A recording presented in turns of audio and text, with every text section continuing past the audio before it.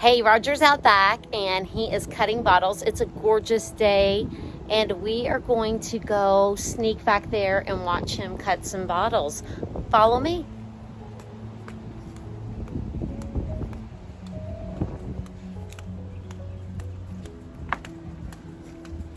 Or actually come with me, don't follow me.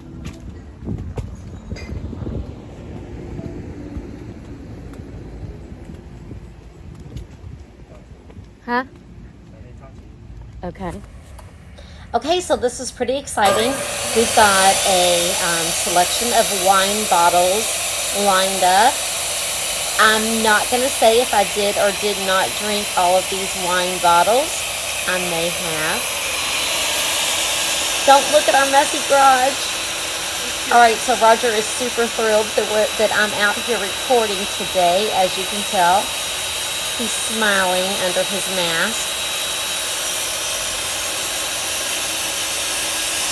Okay, so Roger always wears his safety equipment when he cuts. He has on gloves and a mask. He wears his mask because when you cut, there are a lot of glass particles released into the air, and you don't want to breathe in the mask particles.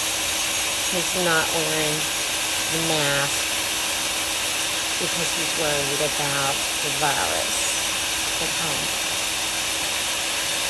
He should have on safety goggles, but for some reason he does not have those on today. When he cuts, he goes pretty slow. He takes his time because if he rushes, then he takes a chance of breaking the bottle, which he does not like to do. That makes him pretty frustrated. Honestly, through the years, Roger has become a pretty expert cutter.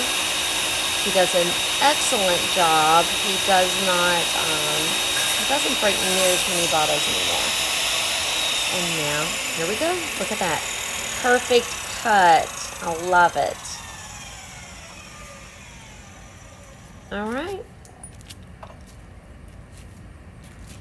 Look at that. Beautiful.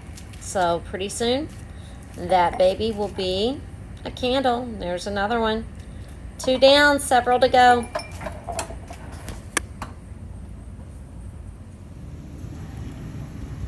Okay, so now the bottles have been cut down and they have yet another little stop. This is just the first rinse.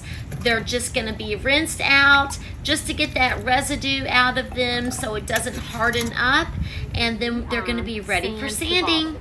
So Roger cuts down the bottles and then I rinse out the bottles for the first cleaning, and that's just like a real simple cleaning because when we sand the bottles, they have like a lot of residue in them from like the water, and I guess like where the glass actually like cuts. And so then in the bottom of the bottle, there's just like a lot of like residue. So I simply like wash them out real quickly and then we sand them. So sometimes we have to use, well, I'm not going to say sometimes. In the past, I would take, not me, Roger would take and he would sand these like with a hand sander. But we've really kind of gotten away with this, and there's probably 2 reasons for that. A, his skill set has gotten better, or maybe skill set's not the word. His skill's gotten better, so we don't have to do that as well, because when he gets done with the bottle, like seriously, like they are nice and they are smooth. So now I just take some really fine grit sandpaper. It's 800, and I just honestly just like barely run over these just to make sure there's no nothing that's, you know, gonna hurt anybody. And then we've got like a really nice clean edge, and we're kind of good to go. Next step, I'm gonna go inside and get this like a really final cleaning, like a serious cleaning, and then I'm gonna give it like a really, that one's really still wet in it, and then I'm gonna give it a really good polishing.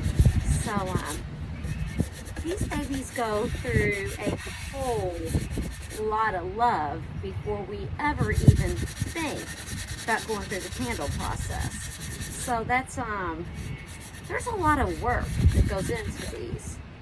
This was a really, really good bottle of wine.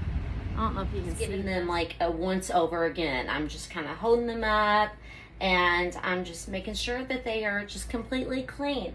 And then when I get done with this, I will take a dry towel and I will wash them out probably like one more time, like one more dry. So they just get cleaned, re-cleaned, and cleaned again.